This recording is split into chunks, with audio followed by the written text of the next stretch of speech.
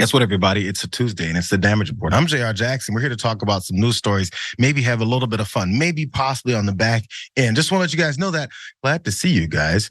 You know, it might sweeten the deal for why you guys might be happy to see me. For all you guys that are frowning, like, oh my God, this guy again.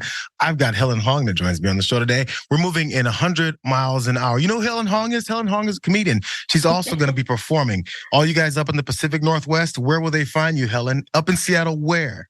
At the Kirkland Performance Center on October 21st. So if you're in Seattle, come see me. And if you're not, follow me on the socials at Funny Helen Hong. Don't follow the other Helen Hong because she's not that funny. She's not that funny. I looked her up. She's absolutely boring.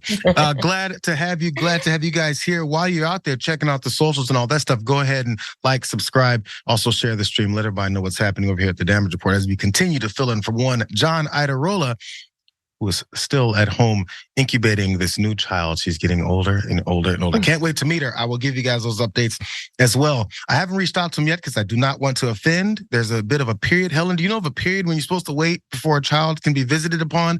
My kid's damn near 12. So I don't remember the rules, but we had our rules as well too. Yeah, you're definitely not supposed to. Well, it's interesting in Korean culture, it's 3 months. It's 100 days. It's 100 days, and it's very specific. And after the 100 days, you can have a big party and stuff. But I would say definitely the first couple of months because you're just covered in spit up and poop, and you don't want to see people. The child still has a little bit of issues figuring out who's what and what world this is there. And imagine how scary that is. Let's not even get into it. Yeah. Glad you're here with us. Let's go ahead and jump straight into the serious things that are going on because Donald Trump and company continue to have to deal with their legal issues, evidence piling out and being revealed in court as we still see this guy being the front runner for this Republican nomination. So let's go to some of the things that this Republican front runner has been exposed for more. So there's a big update from the Trump org fraud trial, and Eric Trump, his name is now part of it. Yeah, the son of Donald Trump, not the one we always hear about, but Eric Trump. Maybe this is why he doesn't talk all that much. The former controller of the Trump organization says that Eric directed him to make certain decisions that led to the inflated valuations of several of Trump properties. This is one of those big things they're talking about with those inflated assets and properties that he's in trouble for. It's not just him that does it. Of course, this guy doesn't act alone. Here's some details from CNN. Internal Trump org spreadsheets shown in court on Friday. They showed notations by McConney that say Eric Trump directed McConney, who was one of these associates, in phone conversations about certain property valuations that would later appear on the financial statements the judge in this case has ruled fraudulent. McConney testified that those phone calls that Eric Trump directed him to factor certain things into calculations that ultimately led to what the New York Attorney General says are inflated valuations of properties, including Seven Springs and the Trump National Golf Club, Westchester. The things that Trump likes to brag about, to talk about how big of a name he is and how awesome and perfect he is in everything that he does. We're beginning to see those continue to peel back. What is real? We'll see some more. Because attorneys for Eric Trump have also argued that he was not aware of any of these phone conversations with McConney and how they were used to formulate value assets in these financial statements. Is it that he wasn't there, or is it that he doesn't know about it? That's my favorite part of this entire story is Eric Trump is like, well, I was just on the phone. We were just like, shooting the breeze and like talking about prices and stuff. And I didn't know that was gonna like affect anything. Like what? You were on the phone telling the guy to make the prices higher. And you're like, what? But we were just talking about stuff on the phone, like, chit-chatting like girls. I'm inclined to believe him. Have you seen Eric Trump talk about business or anything else that has any importance? It sounds like he doesn't know what he's ever talking about. Maybe that's the cover that's supposed to be like, don't tell Eric, because it'll be our best cover because it's really real that he doesn't know what's going on. Here's more of what McConney said he was told to do. Indicating 71 unbuilt units as realized profits when valuing Trump's Briar Cliff golf course, failing to factor rent stabilized apartments when valuing Trump's Park Avenue property, and adding the value of the Trump brand in their calculations of some of Trump's golfing properties.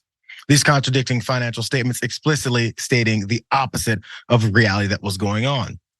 You guys remember that judge that many folks on Fox and many conservatives were talking about when the camera panned to him and he had that cheesy smile because he had no idea what to do about this camera in the middle of the courtroom. Judge Engoron, in his September pretrial ruling, he gave New York Attorney General Letitia James the ability to revoke and deny Trump's New York business licenses over all of these inflated values. The trial is now underway and it's going to determine if Trump intentionally inflated his net worth to secure these benefits when applying for these loans. Again, everyone who supports this guy, and you talk about how he's this multi-billionaire and he's someone to look up to. Imagine if you tried to go into a bank, get a loan for anything, a car, and you inflated your net worth and how much you make, your income and all this, and then they just let it happen for however many years, and now you're on the hook, and they'll say this is a two-tier justice system. No, I mean, not only like going to the bank and trying to get a loan, but being like, yeah, I have these properties that haven't been built yet, by the way. Right. Yeah. I have this parking lot that eventually will be an apartment building, but I'm gonna count it as an apartment building right now. Like you guys are cool, right? Right? You guys are cool. I could start collecting rent at some point eventually. Like these things weren't even built yet. And they're like, he's like, yeah, I'm totally collecting rent on that. This is what Donald Trump made his money on, was his name. So he could go to maybe some people with these financial transactions and say, I'm Donald Trump though, so eventually I'm gonna make some kind of money off it because I sell it constantly. Not the actual building or the apartments or even the damn parking lot. It's just my name. And if that's the way that's always worked, which, okay, but we should understand this is what he's built, is his name. And now I guess he's destroying it, or we're seeing some of those details of it. Still, I mentioned Judge Engoron, and there was also, you know how many of these Trump attorneys come for either the attorney generals, the prosecutors, and also now the judges. They had a lawsuit out against this judge, and that didn't turn out that well either. Because as the judgment on this does draw near, his legal team withdrew that suit against Judge Engoron. The former president's attorneys withdrew that, which had been seen as a long shot attempt to stop his real estate empire from being dismantled after he found that Trump and his adult sons had filed these fraudulent financial statements. It was kind of like throwing anything against the wall and see if it would stick. It didn't, so they moved on to the next thing. These are all the ins and outs of these back and forths of these trials and these legal proceedings that we maybe don't hear a lot about, because yeah, sure, it's kind of boring, but it does show that they're trying many things and many of these other things are just not working. Similarly, when it came to the 2020 election, there was 18 different cases where he tried and they tried and they tried and they said, yo, we looked into it directly. That ain't it, bro. Move on to the next. I feel like Trump's legal team has gone to like the C team, the D team, and the F team. Because like everybody knows that he doesn't pay his lawyers, like he doesn't pay anybody that works for him. So like all the top tier people have left, and now it's like the C team, the D team, and the F team are like, let's try suing the judge. No, okay. Let's try suing this. No, okay. Let's try. So it's definitely not the A team on the Trump. Well, I think this was the D team on this. They got somewhere with it, but potentially maybe this is the C team over in Georgia because they're coming from Fani Willis. It's the same playbook. It's just in another case. So the Georgia Senate Republicans, they filed a formal complaint to punish the Fulton County District Attorney Fani Willis after she sought some charges against Trump under this new law aimed at sanctioning rogue prosecutors. That's what these Georgia Republicans are coming after her. She's a rogue prosecutor. This is their basis for their argument. The law allows the commission to sanction or remove district attorneys for a range of causes, such as, quote, willful misconduct or persistent failure to follow the law. Governor Kemp and GOP legislative leaders appointed members of the panel this year, and the commission recently posted a job seeking a full-time director. I wonder what the qualifications could be. It has to have a certain level of bias potentially, or coming after anybody that comes for Donald Trump. You noticed in there was Governor Kemp there? He's one of the folks that Donald Trump has been railing against because he told enough of the truth during the election to talk about how Georgia actually went and confirming what his Secretary of State was saying and that pressure that was coming from him to him from the Trump people as well. So Kemp still is a part of appointing someone to this board to get rid of rogue prosecutors. They don't name Trump by name, but they're still going from that. Here's a little bit more from that complaint, Helen. The complaint contends that Willis improperly cherry-picked cases to further her personal political agenda.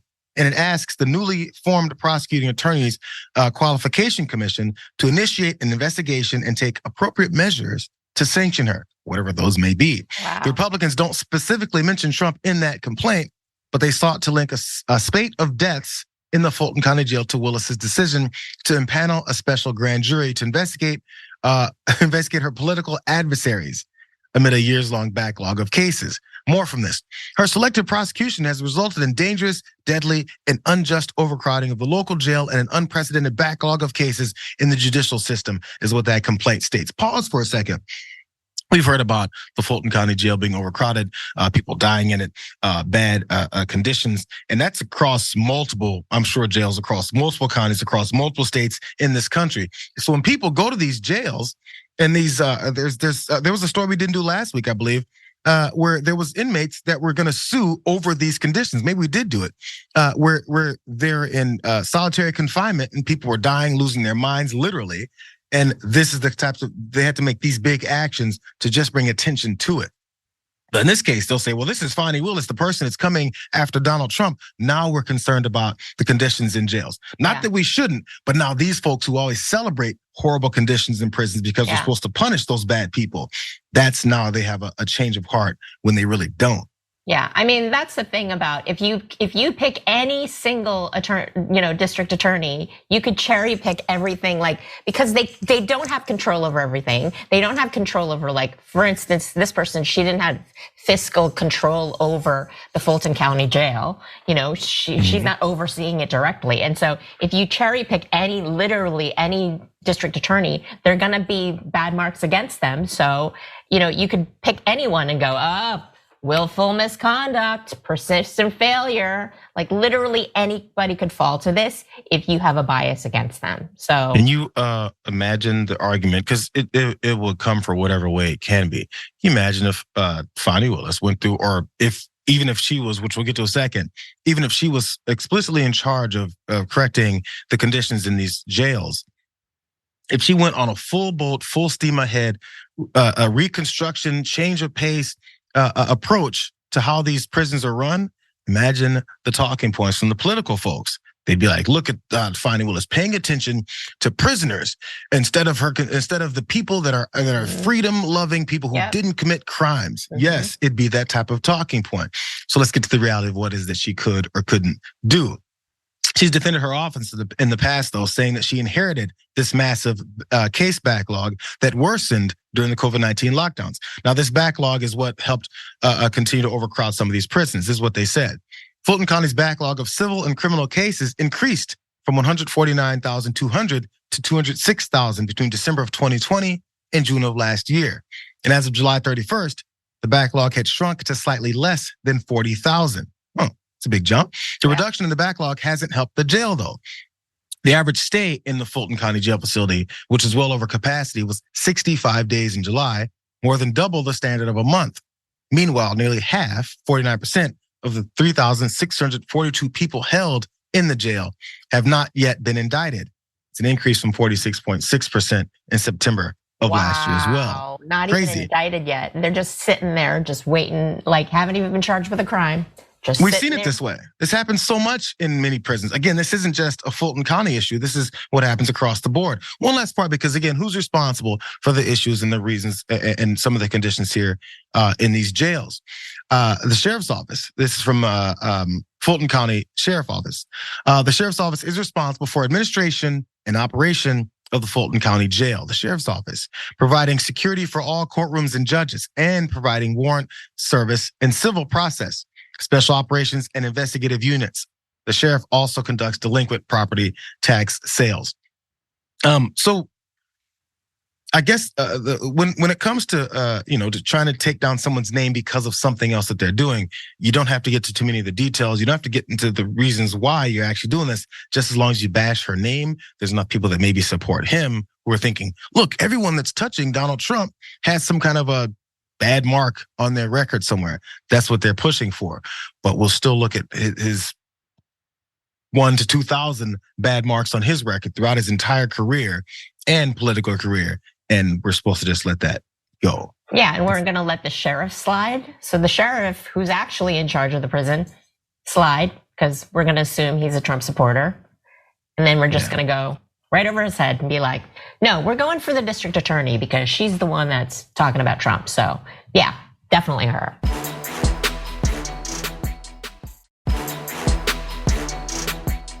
Oh, some behind the scenes stuff. Helen's okay.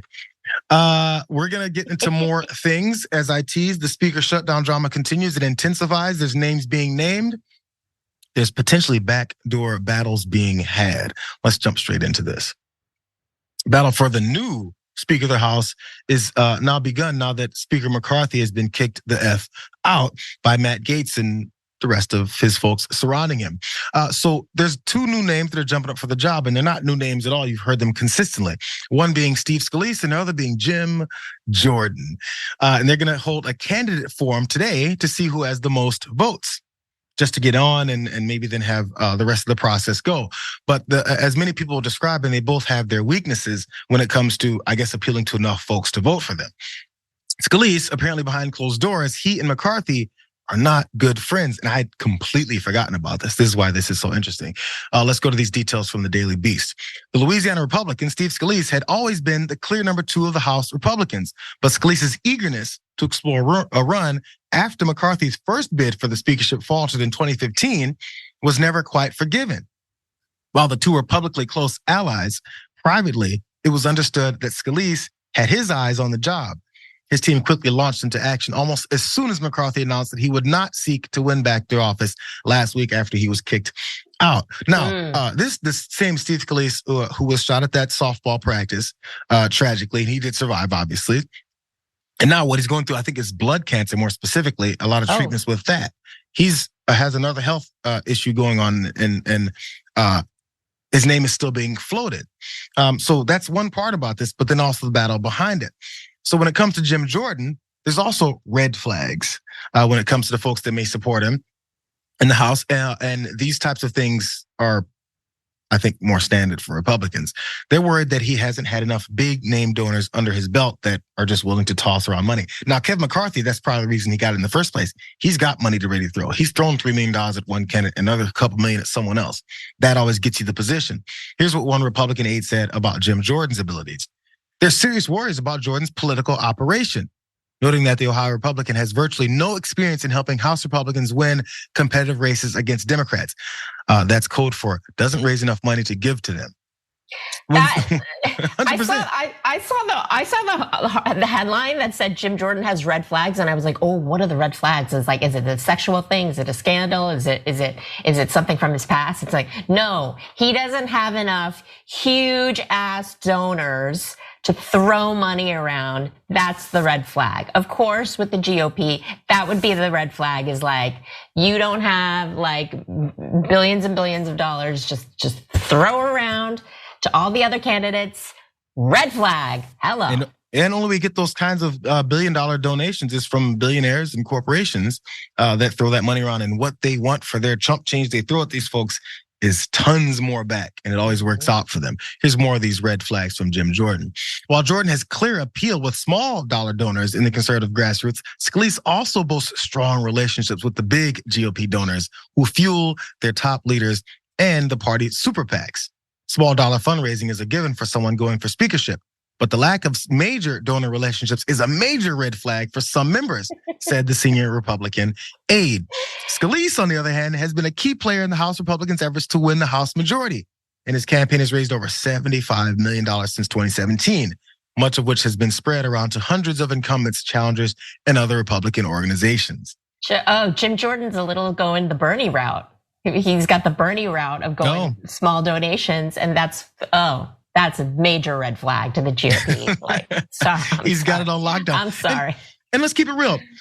With Bernie Sanders and his push for all small dollar donations and get rid of these large donor groups, and across the board regular ways to campaign and not have it based on how much money you can raise from certain folks. There's plenty of establishment Democrats who didn't like that either, because politicians will politic in many ways. They politic from whichever side of the aisle is get as much money as possible, because we got to get the ad out. We have to pay a bunch of money so we can travel this way, and then have this really high priced chief of staff or campaign leader. All these types of things they need to spend their tons and tons of money on. And regular folks just don't have it because we know where the money actually always goes. So one more thing though, because as you mentioned, Helen, you thought the red flag was going to be Jim Jordan's past at Ohio State as he was a wrestling coach. We've heard these stories. Apparently one Nancy Mace, who joined Matt Gaetz in ousting Kevin McCarthy, she hadn't heard those stories. Let's watch her talk about it. I know you've been outspoken about defending victims of sexual assault due to the past allegations against Jim Jordan that he turned a blind eye to sexual abuse. Give you any reservations? I'm not familiar or aware with that. He's not indicted on anything that I'm aware of, and so I don't know anything and can't speak to that. But I will say that I have been, as you said, Margaret, I don't know anything, and I don't know anything about that. What I do know is that I've been a very strong voice for women. I've talked to Jim Jordan and Steve Scalise about that. I've been a very strong advocate for rape victims. As you mentioned earlier, the Judiciary Committee, with him as chairman, recently passed a rape kit bill that Barbara Lee and I are working on. And those are the facts and the data that I have to work with, and I've had a very positive experience with him in that regard. Nancy wants nothing to do with this conversation about Jim Jordan. She's like, la la la la la la la la la la. Don't hear you. Sorry, la la la. Not hearing you. No, hadn't heard about it. No. This is the most insane argument that she's like, well, I've talked to the guy and he never tried to rape me, so he seems cool. And she's played that mid-range role before because she had those stances where women could still have access to abortion services and things like that. She was on that route. And then that's one of those moments where people said, oh, Nancy Mace, maybe she's not absolutely 100% completely insane. But when it comes to things like this, she has to stick with her folks, her conference, I guess, who it is that can continue to get her in office. Because Helen is the same woman who, after she was one of the 8 who voted against McCarthy, and now they're coming for her. And now she's asking for money because they're coming for me. They're coming after me because I'm living by my principles, which seems pretty admirable. But you're still standing behind someone that you apparently have never heard the story about. But I guarantee if a Democrat had these stories, which some of them do, you've heard all about it and you want to talk about it. But principles are limited here and there at times. It's like selective information. Like if it was a Democrat, she would have been like reading every line by line detail. But because it's Jim Jordan, she's like, I don't know, I've never heard of this story. I just. Which I think might lead us to who she may be supporting versus between these two, Scalise and Jordan. But again, she needs the money. So maybe she's on the fence as well too. These are some of the tough decisions that need to be made because of money and politics. A little bit more, because again, the details of what is that went down with Jim Jordan, or alleged to have gone down with Jim Jordan in his past. In case you guys didn't know, this is in 2018. There was a news report that came out that while Jordan was at Ohio State as an assistant wrestling coach from 1987 to 1995, he ignored alleged sexual misconduct by Richard Strauss, who was an athletic director whose behavior is under investigation by the school. Think Larry Nassar. But maybe not to that same degree, who was at Michigan State and also worked with, I think, the national women's team, and who was, the big story on him after he was busted for, let's keep it real, assaulting and raping these girls and young women that he was supposed to be taking care of because he was an athletic trainer. He was the doctor there. In this case, there was a guy, Richard Strauss, who was accused of doing a lot of things with these male wrestlers, and many of them were uncomfortable with it. And Jim Jordan denied knowing anything about it, other than just turning that blind eye, which they said everyone must have known about. Actually, here's that quote. Jordan definitely knew that these things were happening. Yes, most definitely, is what David Range said about it, and as he was there. It was there. He knew about it because it was an everyday occurrence. We talked about it all the time in the locker room. Everybody joked about it and talked about it all the time.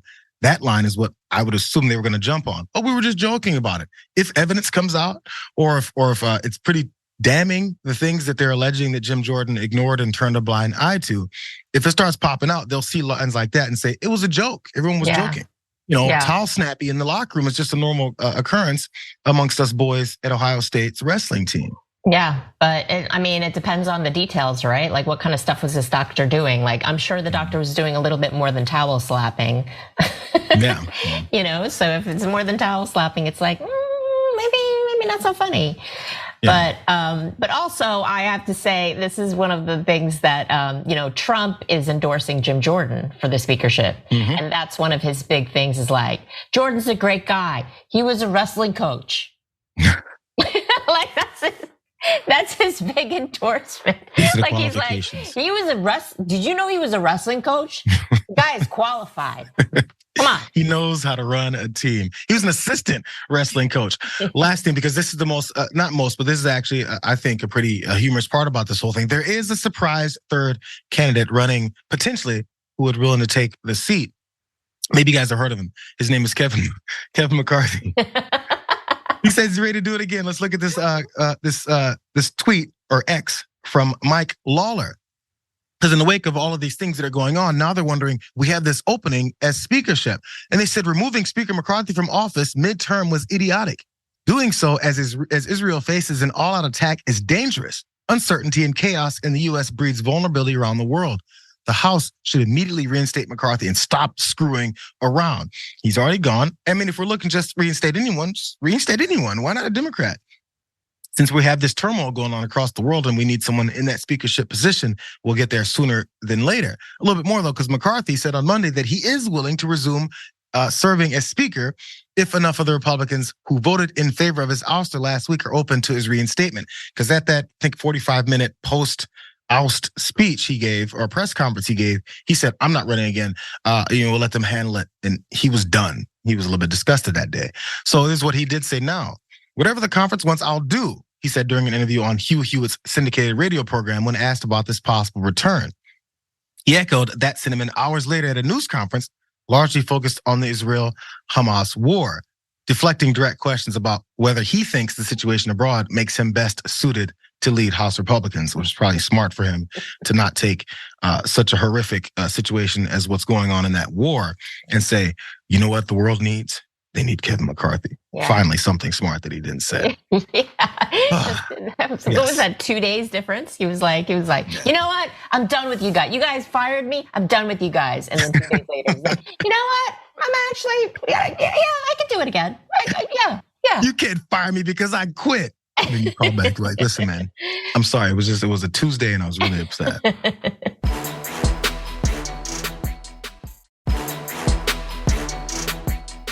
Nobody has any idea where these people are coming from. And we know they come from prisons. We know they come from mental institutions, insane asylums. We know they're terrorists.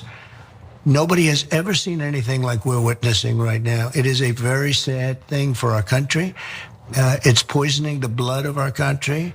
It's so bad. And people are coming in with disease. People are coming in with every possible thing that you can have. Former President Donald Trump is still trumping. It's no surprise to anyone that he's talking about how migrants poison the blood of America, as he said with a straight face on television during an interview, as if that's the most normal thing ever. And you'll actually hear that they think that people are going to believe that that's the most normal thing ever. So he started his whole campaign coming down that stupid escalator and then talking about how migrants, they've got this issue, that issue, and the third, they're rapists, they're killers, they're drug dealers, they're coming to destroy America. That started his political career.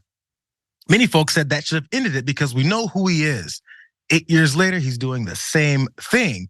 So the reason he sustained this type of momentum, being a blatant, outright Nazi, white supremacist, whatever you want to call it, hateful person that doesn't care about other folks' lives as the leader of this country, it's because of the Republicans that maybe see these types of things and have to go on TV and try and push back. So you'll see this from Representative Larry Bouchon, Republican from Indiana. And I just want you guys to pay attention to how hardcore he pushes back on Donald Trump, because this is deplorable behavior. Watch. As you know, Congressman, this is the kind of language often used by white supremacists. Should Trump apologize for saying this? Well, I think he probably should. I mean, I think those words are really outrageous to describe human beings. You know, I was a doctor before I was in Congress. It's a humanitarian crisis down there, and I understand why people want to try to come here to the United States, because we're the best country in the world with the freedom that we have here, but they need to do it legally. So yeah, I think it's not appropriate language to be using. These people are human beings just like you and I, and there's reasons why they're coming. Yeah, that's the direction we need to go, and you'll find House Republicans not using that type of language as we describe people who are coming here. we're talking about humans. We're talking about people, and he mentioned that. We're talking about real human beings that are coming here, and there's a reason that they're coming. Many Republicans don't talk like that when they're talking about the folks that they've demonized and said they're coming to, again, destroy America, from pundits to people like Donald Trump. But here, Bashan, his pushback on Donald Trump is, yeah, I mean, I think he should probably apologize. He should probably apologize to humans. But Donald Trump said their existence is poisonous in his mind. So how would he represent those people? And how would Larry Bashan, who, I don't know what his feelings are on Donald Trump, how much he backed him. I assume he backed him enough to a degree because he's a Republican and he has to, or else he'll be kicked the hell out of the party. But when your pushback is, yo, we know that they're humans, that means you have to clarify that people that just because they cross the border, that they're still humans. Because apparently enough people that are on your side of the aisle don't think that way. I'm actually so surprised that he actually came out as strong as he did. That he was like, we should definitely probably apologize. I thought that even that was really strong for him because, obviously Trump is leaning into the xenophobia because it works for him. Like the thing you said where he came down the escalator and he said, the Mexicans are coming and they're criminals and they're not sending their best people. That worked for him. That's what got him into the office, because that's what half of this country who are like paranoid white people who think that, immigrants are coming to take their jobs and ruining the country. That's how they feel. And so he's just leaning into it and like doubling down and saying like, they're literally poisoning our country. And then he's talking to, the white fathers whose like daughters are dating black guys, or, you know what I mean? Like, because the younger generation, they're mixing it up. And definitely there is a lot of racial integration happening with the younger generation. And these older white folks are like terrified. And they're like, oh my God, we're being replaced. They say it straight, open, and outright. Because again, he somehow has given enough people permission to think they can do it and then be successful in doing so.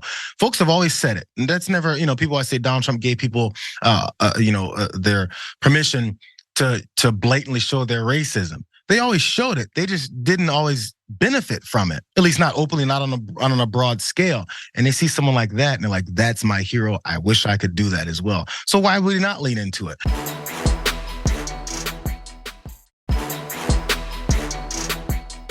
And there's friends that have known him for years. Maybe they've never heard him say things like this. One Geraldo Rivera I guess he's revoking his friendship with Donald Trump off of something previous to this. And he had words about this as well too, because I think people knew that he was buddies with him, so he has to push back more.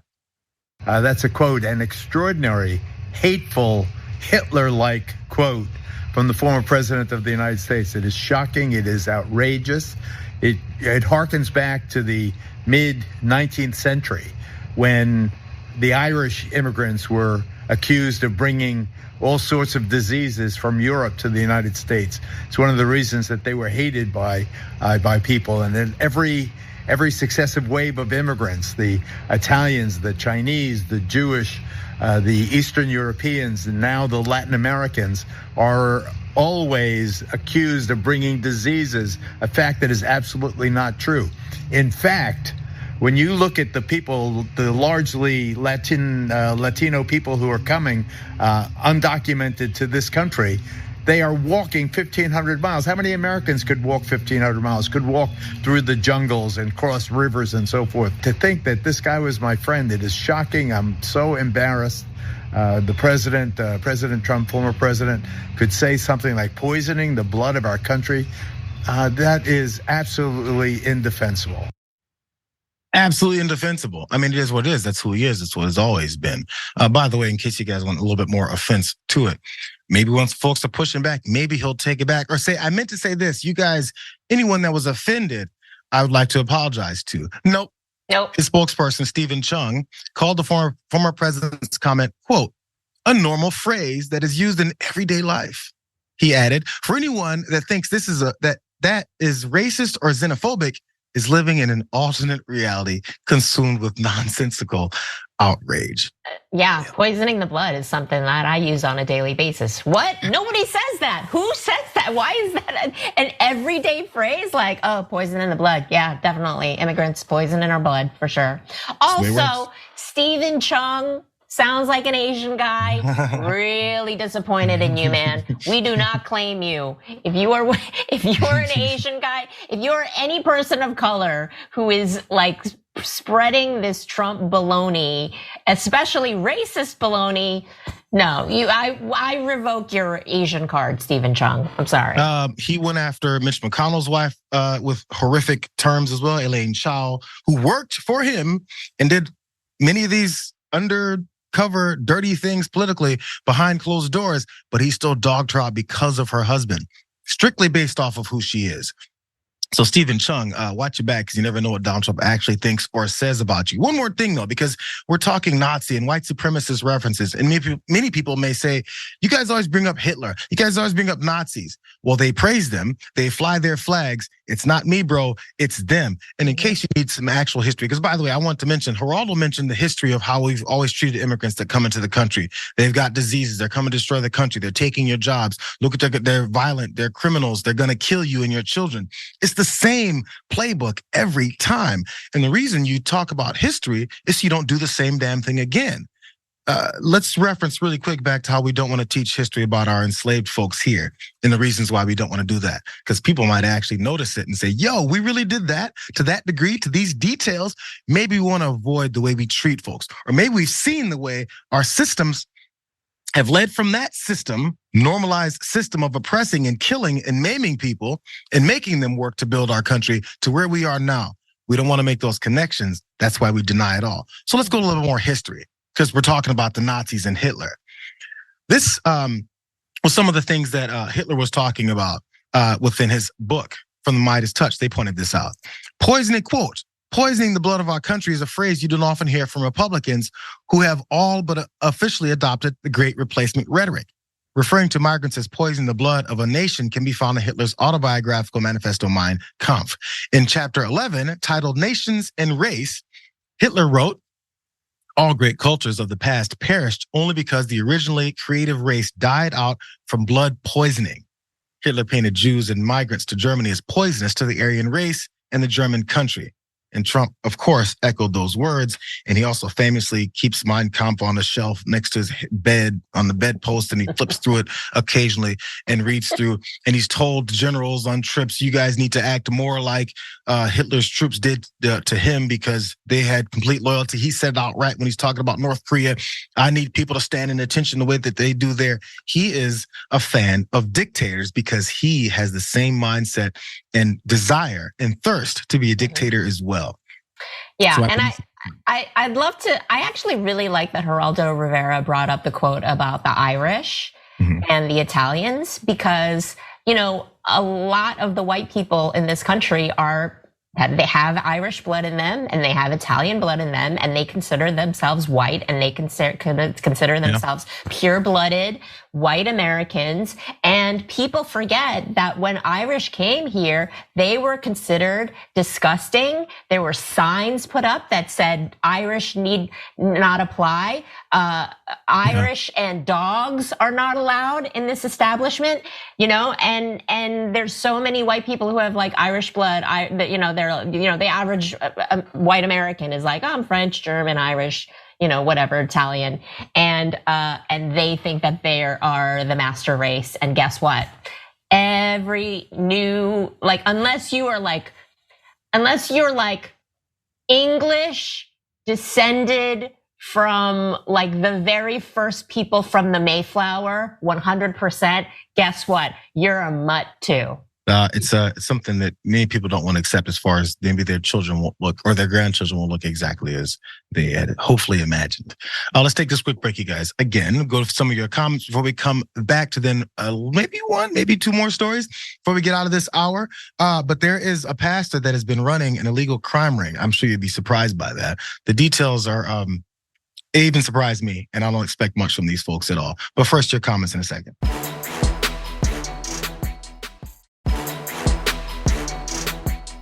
I got coffee and I got water. I haven't drank much of any of them because we do not stop on this hour. Let's get to this next story because we don't stop. Let's go. For all you religious folks out there, do you know the 8th commandment says thou shalt not steal? Apparently not that pastor. But there's a pastor that's been charged with running an organized retail crime ring, which he and his associates had been stealing tons of merchandise from a Home Depot, millions of dollars worth, actually. How did they pull this off? Because if you've ever been to Home Depot, you understand how much they like to color your receipt before you can even get out the big, large door. So this preacher's name is Robert Dell, and he's of Pinellas County, Florida. Unsurprising. He's accused of taking advantage of people he was supposed to be helping. It gets worse. There's layers to this. Let's go right in. Dell used his former positions as a pastor at the Rock Church and director of a halfway house for recovering drug addicts to threaten and manipulate people to steal for him. He's a great guy. The investigation revealed that Dell's co-conspirators stole from Home Depot stores 5 to 6 times daily. Wow. Dell was telling people who went to his recovery program to steal tools like drills and pin nailers from Home Depot stores all over Florida and drop them off at his home. And using the eBay account Anointed Liquidator, because that doesn't connect to him at all, he sold $3 million of items since online since 2016. And Home Depot and a search warrant. The search warrant affidavit also confirmed all this. First thoughts, Helen. First of all, I saw the headline about the pastor. As soon as I saw pastor, I was like, it's definitely a sex thing, right? It's definitely a sex crime. And then I was like, oh, it's not a sex crime. It's a racketeering, like theft ring crime. The second kind that they always pull. That's new. That's new and different and refreshing. And then I was like, this guy was running a halfway house for people who were like, assumingly like recently out of prison, had got, trouble in their lives, recovering drug addicts. And those are the people that he used their expertise. Cause if you're in prison, like the joke is you go to prison and you learn like how, you learn how to like steal a TV like under your pants, you know what I mean? Like you learn all these different ways of like how to steal. And so he's taking these poor people that he's tasked with rehabilitating. And he's like, you have a skill, let's use it. Go to Home Depot and steal a drill. And because I know you how to, you know how to do it. And why drills? Like I'm so curious, like what the random things that he could steal out of Home Depot to make $3 million. It's outrageous. It's on eBay as well. I mean, I guess those have high resale value. Maybe they're worth a certain good amount. It doesn't have to sell tons and tons, but you got to sell tons of, I would assume, no more than $100, $200 a piece here for some of these drills that to get to 3 million. So for details, because this is the thing. First off, let's look at his mugshot. This is the pastor, the trusted pastor, who again preyed upon folks who were looking to get clean off of drugs. I want you guys to imagine some of the folks who talk about unhoused people or drug addicts in general. And talk about how much they need to pull themselves up by their bootstraps, go get a job, take a shower, and get off the drugs.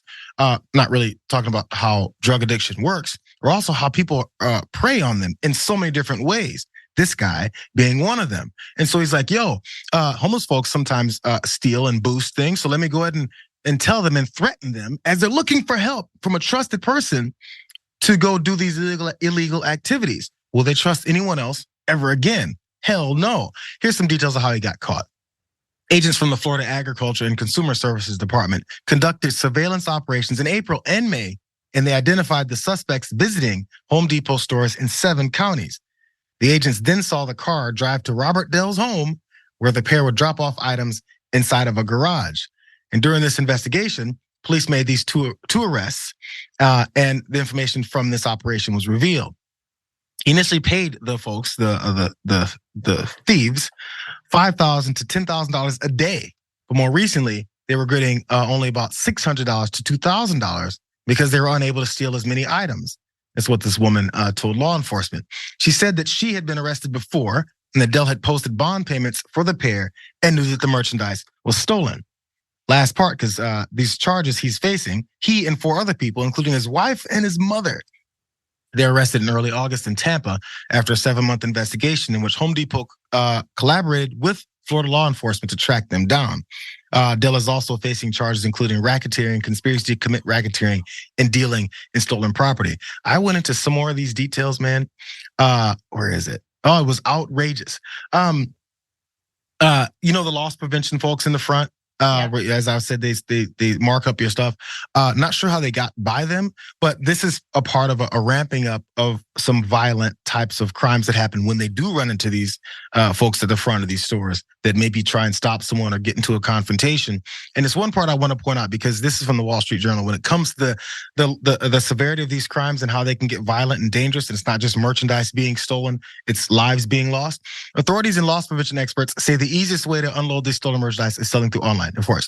And they pass these things. But they're saying there's been this, there's a Home Depot loss prevention employee was fatally shot inside of a store in Pleasanton, California, after attempting to stop a female suspect from stealing. This is what directed to this case. This is in California. And in September, a CVS store manager in Mesa, Arizona was shot and killed by a customer after a confrontation with that person as well, too, when that customer returned with a gun. And every time I see these folks out front, from a Best Buy to a Home Depot to all these stores, I'm thinking this seems like a casual job. But when you see someone that's maybe boosting, then it gets really serious. And I had a friend that used to be that guy at Best Buy. It was Best Buy when he first moved out here. And I said, what happens when you see someone run by? Or maybe whatever it is they're doing to take something. He says, I watch and I call the police. And I'm not chasing nobody down.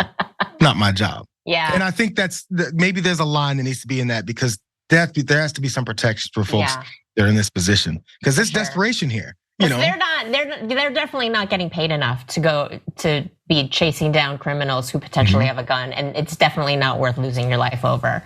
But what I love about, there's so many layers to this story that are so dramatic. The wife and the mom, his mom was also involved. So apparently, really good Christian family, this entire family, good Christian family. But also the fact that his eBay handle was Anointed Liquidator. Come on, bro. Come on, man.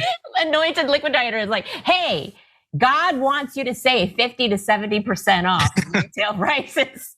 So come see the Anointed Liquidator. Come on, man. I forget what Mike Vick's, people always made fun of Mike Vick's handle when he was caught up with the dog fighting rings, the former NFL player, because people made fun of these fake names they have. At least those were a little bit, I think, creative and didn't always say exactly who they were. The Anointed Liquidator on eBay. It's outrageous. Anointed. Jesus wants you to save at least 30% off of retail prices. So maybe this is my dripping liberalism. I think this is my maybe going too far as a lib. But those 4 folks are arrested. I think, him, his wife, his mom, and maybe the 2 other folks that helped him boost. They were victims. Yeah. Maybe you guys hate me for saying that. They were victims. They were at halfway houses or they were in homeless shelters, wherever he found folks. He basically said, I'm anointed of God. I speak to God. Come talk to me. I'm going to help your life. Or I have these connections, or I can help you with getting off of drugs and alcohol, whatever it is that they're afflicted with. He uses his influence to lure people in that are many times, maybe in the case when he ran into them, addicted, and then use them for his own benefit to then try and make $3 million over, 8-9 years selling things that they stole. Yeah. And then probably once they stole one thing, he has them on the hook. He can blackmail them and say, yo, I can turn you in. He's now got them. It's the same way we look at people who are pimps, who use women for sex work and then abuse them, threaten them, and keep them under their thumb. It's like trafficking. This is a similar version of that. And I don't know why we don't talk about that the same way. I completely agree with you. I think the people that were boosting for him should be let off or given some lower level, like probation. Yes, a lot of leniency, because even in the story, doesn't it say he was threatening them? Yeah. If he's running a halfway house, he can kick you out. He can kick you out of the halfway house and then you're homeless. He can kick you out of the program. He could tell your parole officer whatever he wants to tell you. Like, he has you, definitely he's controlling your life, and he is controlling your livelihood, and he is the mastermind, and you're basically like his slave, essentially. So I definitely think those people should be shown leniency and throw the book at this guy and his wife and his mom. Yeah, when it comes to goods, we're upset about it, but also who was the one that's setting these things up and making it worse? We talk about smash and grab, the random versions of that. This is an organized crime ring. We're out of time for this hour, you guys. Thank you, Helen. She's hanging on. Don't go there. Don't hang up, bro. Don't hang up. We got you coming on for the back end, the aftermath that's going on here. But thank you guys also. If you'd like to join us there and you're not already a member, please, you can go ahead and sign up. YouTube.com/TheDemonsReport/join. Let's keep it real. It's right there under me. That's the reason why I remember it. You can join us for more. We're talking about more stories going down. As a matter of fact, as you're waiting, I'll be right back. But hold on to those ass cheeks. We'll be there in a second. See you in a minute.